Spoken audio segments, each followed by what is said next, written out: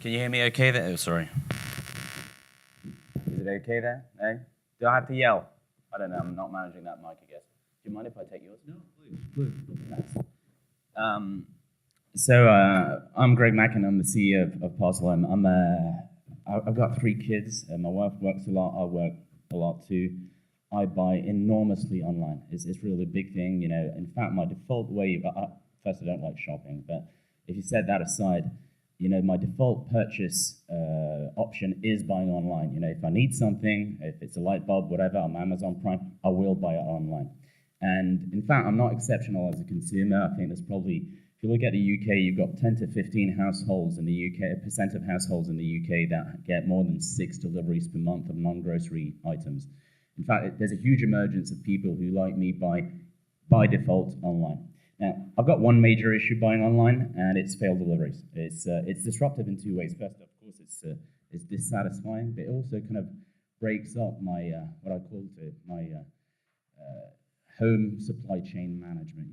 If I'm buying, I don't stock up light bulbs. I'll buy them online. If I'm failing, not getting the delivery, my bathroom's going to be in the dark for a couple of days, not years. So it is a big issue, and I'd say solving the issue of failed delivery, it's a big issue for everybody in this tree. It's a big issue for retail, it's a big issue for me, it's a big issue for delivery companies. Now, I figured something, and I'm pretty sure that in the 170 years where letterboxes have existed, people have figured, it would be good to have a letterbox but bigger for parcels. I don't think I'm the first one to come up with that, but still.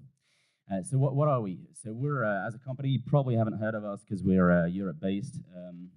We're the first multi-carrier parcel delivery box. We're active in France and Belgium. We've got currently delivering in our box Amazon, DHL, FedEx, UPS, bpost, PostNL, well, the rest you can read. In fact, we've got 11 carriers currently delivering in our box in Europe, and they deliver simultaneously. They all got their heads around how to deliver in the box. So let me talk to you a bit about what we're doing in our box. I don't think that's the right presentation, Brian, if you don't mind. But still, I'll show you a quick video in a second of the box itself. Effectively, you got a box. You can send, return from the box. It's a battery-operated lock and with a secure access. It weighs the contents. We actually did get our heads around scales. It is a big issue, and our thing does work. And the big advantage for a carrier is that, for our user is, I just put it there. It takes 5 minutes to install. There's no cables, nothing. It's really, really cheap to install, and yet it works. It's solar powered. If you're outside, or I can put a battery that lasts 5 years in the inside.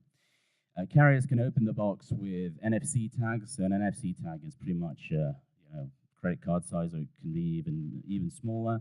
Or they can use, well, we can have a look at that. Why not? Or they can use, as on this video, our web APIs to kind of access. So in this situation, that's DHL delivering in the box. If you can start the video, it's in Dutch, so the sound doesn't, I don't need it. But the point is, the guy, if you're looking at a normal operator, there's no disruption to their current process. They just have, in that case, they've got an extra device, but they use it because they're subcontractors. Just open the box, request a code, it opens the box securely. What's important for me is that there's an identification of the person delivering. They put the item inside the box. They'll weigh the item, which is an important feature of proof of delivery.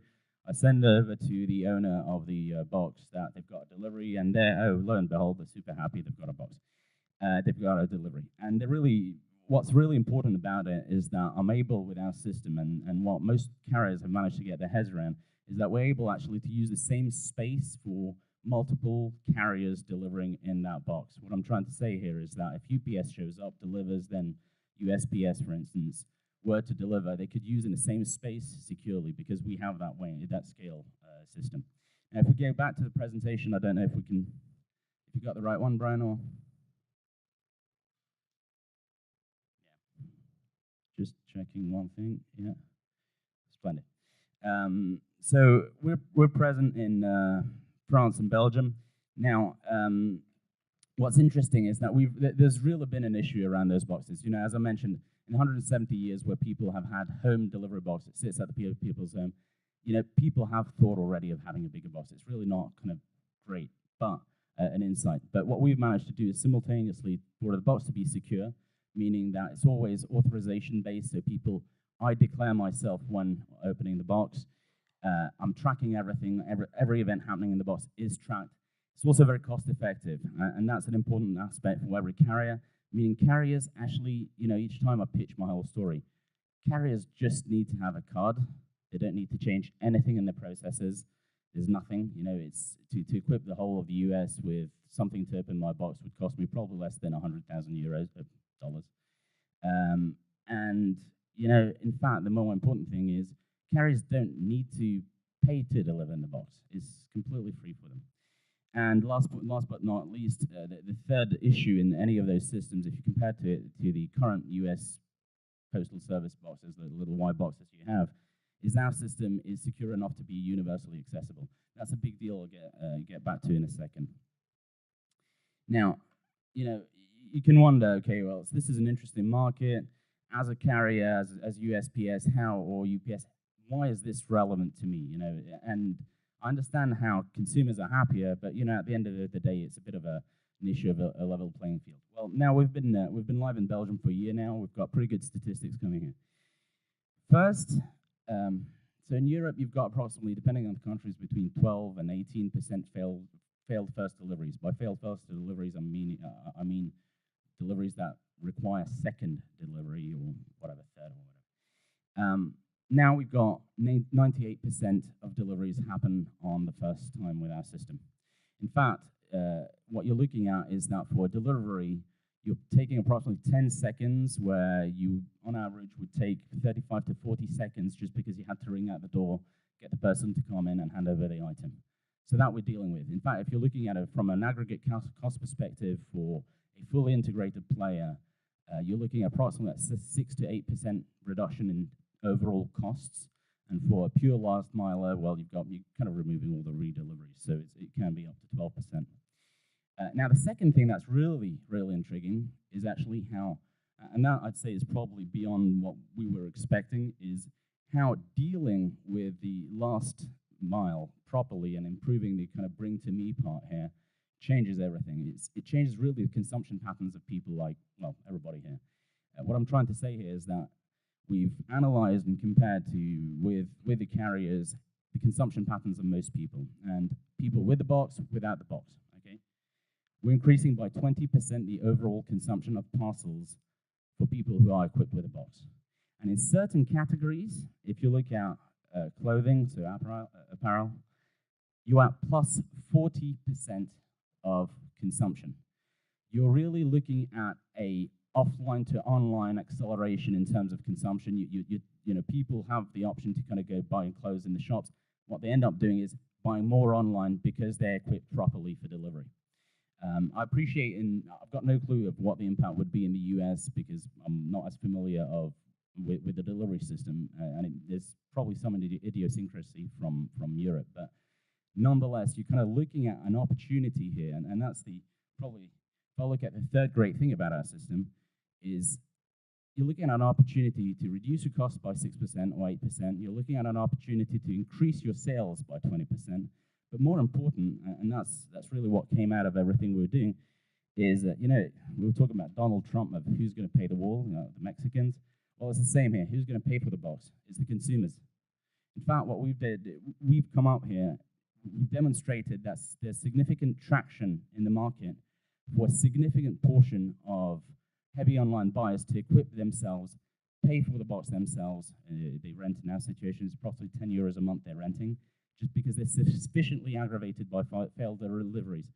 Now, as an operator, as USPS or UPS, you don't need to pay for anything. So you're getting pretty much a free lunch here. It's an increase of 20% of sales, reduction of 6% of cost, and no investment required. I don't know if there are many opportunities like that around there, but I certainly would like that one. And it's probably what got everybody excited in Europe. The other aspect that's really important, though, is one of the constraints, and that certainly is something that most carriers have to get their heads around, is that in order for me to be able to push that box, it also needs to be open to pretty much every carrier. I know as we were going through the analysis yesterday of opening up the kind of white letterbox boxes you have. It turns out if you want to push the market, the incumbent needs to accept the fact that this is a box that's going to be open to third parties. And there are plenty of reasons why they need to be open to third parties, but essentially it's to drive penetration. But the big advantage, though, is that although for the from a delivery standpoint, you're able to offer, you need to get that 90% market share in order to be relevant. From a other services standpoint, this is something that we're working on with in the different countries, is you're actually able to have exclusivity from a consumer standpoint. So what I'm trying to say here is, if I go to France, for instance, Godissimo, which is a part of La Poste, have an exclusivity of sending directly from the box. It's something that is acceptable, it's legally okay, and the volumes are actually not ridiculous if you're looking at that. It's a very exciting opportunity. So there's other areas, I'd say, for any incumbent to come up with new services where they're best placed to serve the market. So listen, I look forward to being able to install the same in North America. You know, Canada. I saw guys who were from Canada, certainly from in the US too.